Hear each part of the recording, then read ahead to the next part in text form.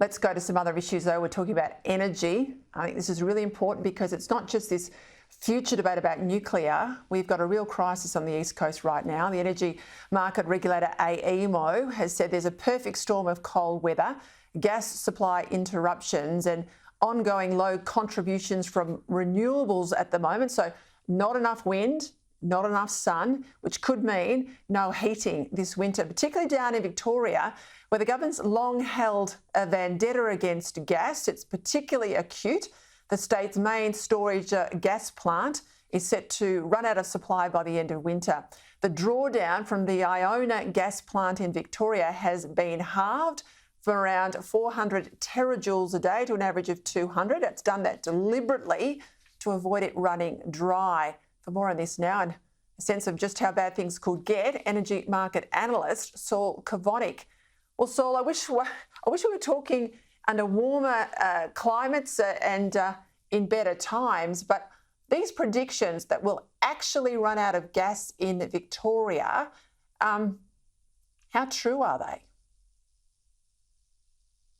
Unfortunately, they're very true. I mean, as a starting point, prices are already up between 100 and 200% from normal levels, and everyone's going to feel that in time as it comes through to their bills.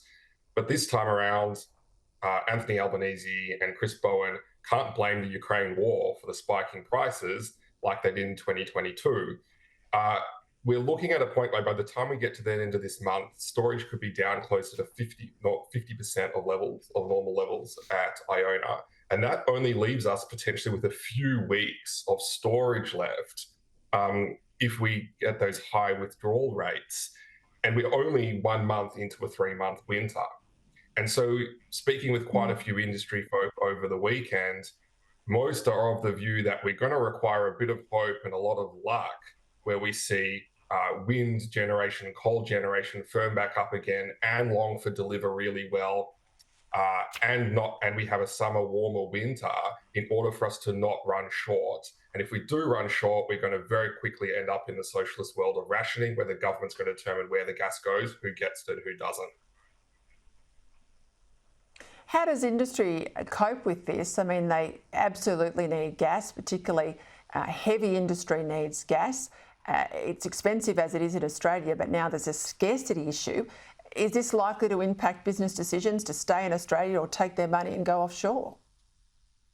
Well, we're already hearing from most gas-intensive manufacturing saying that these kind of price spikes and potential scarcity, this is even before the scarcity even arrives, just the price spikes like this are going to be make the manufacturing unsustainable. And it's very hard to have a future manufacturing strategy for Australia if you can't keep the existing manufacturing base going. Peter, it's, I think, very important to remember why we are in the situation we are in today. I recall it's almost 18 months to the day that Labor rammed its gas price cap policy through Parliament a few days before Christmas. At the time, everyone in industry warned it will result in less gas supply, particularly less gas supply from Longford and Bass Strait for Victoria within a year. And you'll remember the government at the time just missed those concerns. Well, here we are 18 months later, and I just want to be really clear, that policy is the reason we are where we are today, because Longford would have additional capacity and would be having more gas to put into the grid if it wasn't for the halt in investment as a result of Labor's gas price cap policy, which is still in place, in addition to the tax hike they've put on gas, the safeguard carbon impost they've put on gas, and the government-funded green lawfare that is still going underway against getting new gas supply into the market. And they're betting the house. All the cards are all bet against renewables. I mean, I'm picking up this report from AEMO last week, and this goes to the point with wind power. If you look at Victoria, a state with a higher than average wind capacity, in the 3 days to June 20, wind generated just 21% of the state's energy usage, lows in some places of just 2.5% during that period. Now, there are flaws in renewables, but you've got the government out there today spruiking that they've had this massive response to their $14 billion capacity investment scheme, which of course is people running down the street waving a cheque at the government saying we want more subsidies. Well, of course you're going to have a demand for that taxpayer money thrown at projects. Help us to understand what's happening here, Saul. Well, there's two things. I mean, the idea of a capacity mechanism of itself is not a problem, but the best form of capacity is gas, but that's been ideologically excluded by the federal government from this mechanism, which leaves you with much higher cost and less effective forms of capacity. But I think what the government's kind of touting here as success is actually the policy's failure.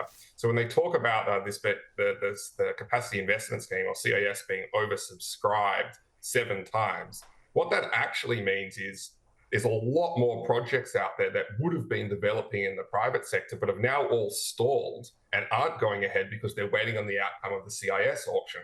And this is the whole issue with when Chris Bowen announced the CIS, which was a made-up policy on the fly again. A lot of people in the key departments had found out about that policy in his press release. When you do that, it risks crowding out a lot more private investment than actual public supported investment that it's going to underpin.